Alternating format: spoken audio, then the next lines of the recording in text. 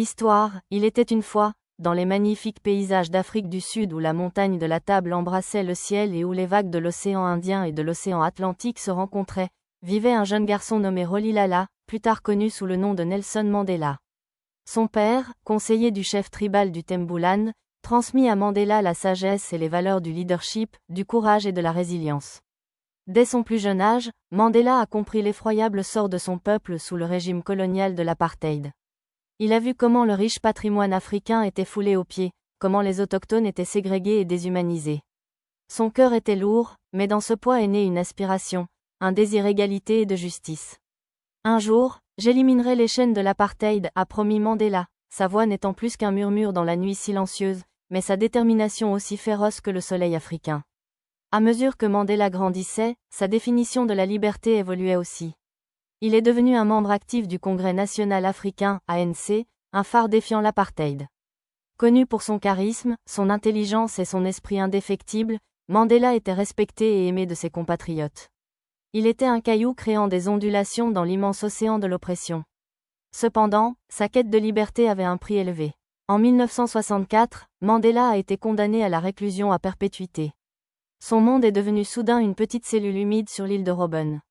Cependant, les murs physiques ne pouvaient pas emprisonner le cœur de lion de Mandela.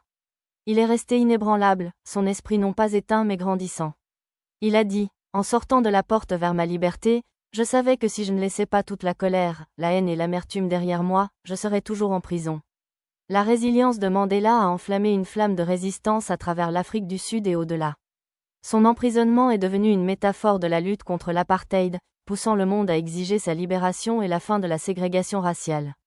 En 1990, après 27 ans de prison, Mandela a été libéré. Son chemin vers la liberté n'était pas seulement pour lui, mais pour toute l'Afrique du Sud.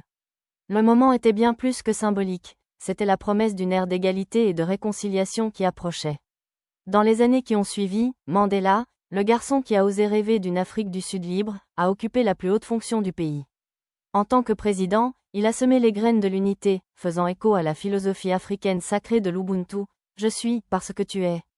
Le règne de Mandela a témoigné de la force de l'esprit humain et du pouvoir de la résilience et du pardon. Ainsi, l'enfant de la terre africaine, qui avait autrefois fait le serment sous la nuit silencieuse, a réalisé son rêve. Sa vie, une symphonie émouvante de courage, de résilience, de sacrifice et d'espoir indéfectible. L'histoire de Mandela rappelle qu'aucun combat pour la liberté n'est trop grand lorsqu'il est mené avec persévérance et conviction, et que le pardon et la réconciliation sont les ponts menant à la paix et à l'unité. L'esprit de Mandela réitère une leçon universelle, nos circonstances ne nous définissent pas, mais la manière dont nous y réagissons le fait certainement. Abonnez-vous pour découvrir d'autres histoires africaines vraies. Soutenez la chaîne pour faire vivre cette sagesse.